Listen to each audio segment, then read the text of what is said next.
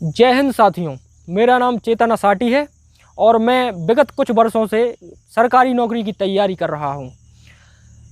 दोस्तों, आज मैं नवोदय स्टडी चैनल के माध्यम से मेरे आंखों के सामने आकार लेते हुए नवीन भारत के युवाओं को प्रणाम करता हूं।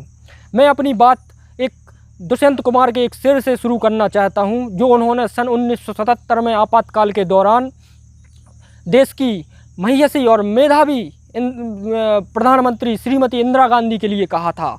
उन्होंने कहा था कि तुम्हारे पैरों के नीचे कोई ज़मीन नहीं। अजब तो ये है कि फिर भी तुम्हें यकीन नहीं, तुम मशीन का पुर्जा हो, मशीन नहीं। अगर आप सुनना बंद कर देंगे राजनीति के लोगों, अगर आप ये सोचने लगेंगे कि आप 5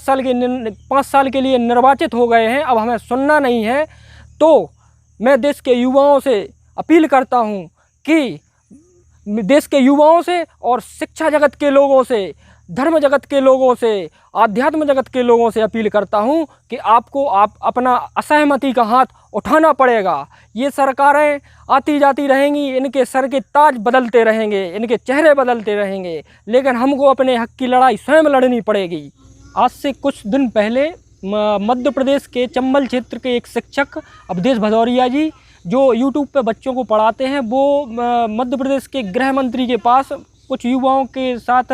उनके हक की मांग के लिए गए थे कि भर्तियां क्यों नहीं निकल रही हैं, क्या कारण है। तो उनसे सीधे मुँह बात नहीं की। गृह मंत्री मोबाइल चला रहे हैं, मैंने वीडियो में देखा मोबाइल चला रहे हैं, और उनके बर्ताव से तो ऐसा लग नहीं रहा है कि कुछ वो रोजगार युवाओं के लिए कुछ सीरियस है, रोजगार के लिए कुछ सीरियस है। तो मैं युवाओं से कहना चाहता हूं कि अगर कोई भी राजनेता, चाहे वो दिल्ली की संसद में बैठता हो या मध्य प्रदेश या अन्य राज्यों की विधानसभाओं में बैठने वाला कोई नेता हो, अगर इस प्रकार की मूर्खतापूर्ण हरकत करता है तो साथियों, एक बात याद रखना, जब जब लोकसभा, राज्यसभा और सत्ता के शीर्ष पर बैठे सत्ताधीश अगर मदान्ध हो, जब जब उनको लगने लगे कि हम हिंदुस्तान के आका हो गए हैं, जब जब वो बाबा साहब भीमराव अम्बेडकर द्वारा प्रस्तुत संविधान की पहली भूमिका वी द पीपल को हमसे ही लौट के पूछने लगे, हु द पीपल, आप लोग कौन हो जो हमसे सवाल पूछने आ गए हो, तो हम युवाओं की, हमारे देश के युवाओं की जिम्मेदारी बनती है कि वो अपने कंफर्ट जोन से और अपने घरों से बाहर निकलें और एक संगठन बनाएं, और जो सत्ता अहंकार में डूब गई है उसको शून्य करके उस सत्ता पर अधिकार कायम करें और व्यवस्था को चलाएं।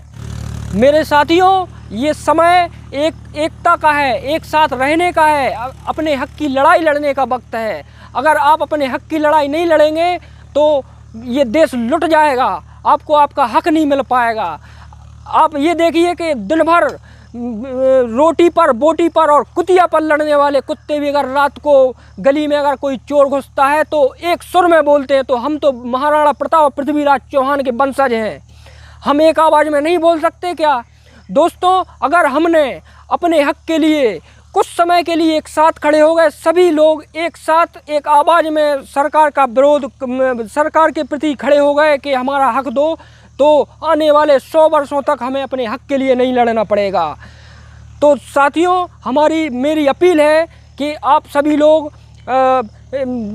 इस आंदोलन का समर्थन करें और खुल के इसका सरकार